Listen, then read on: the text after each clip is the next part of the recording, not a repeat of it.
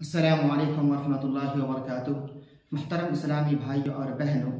حضرت ابو ہریرہ رضی اللہ عنہ سے مروی ہے ان رسول اللہ صلی اللہ علیہ وسلم قال تجد من شر الناس يوم القيامة عند الله ذا الوجهين الذي يأتي هؤلاء بوجه وهؤلاء بوجه رواہ البخاری والمسلم واحمد۔ اللہ کے رسول صلی اللہ علیہ وسلم نے فرمایا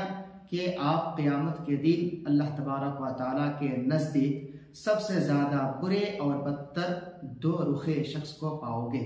یعنی جسے دوگلا کہا جاتا ہے، جو کچھ لوگوں کے سامنے ایک رخ لے کر جاتا ہے اور دوسروں کے سامنے دوسرے رخ لے کر جاتا ہے۔ یعنی جب وہ آپ کے ساتھ ہوتا ہے، آپ کے سامنے ہوتا ہے تو وہ آپ کے حق کی بات کرتا ہے، اور جب وہ دوسروں کے سامنے ہوتا ہے، دوسروں کے ساتھ ہوتا ہے تو وہ آپ کے خلاف بات کرتا ہے۔ اللہ سبحانہ و تعالیٰ سے دعا ہے اللہ سبحانہ و تعالیٰ ہمیں اور آپ کو ایسی مذموم اور بری صفت سے بچائے، آمین۔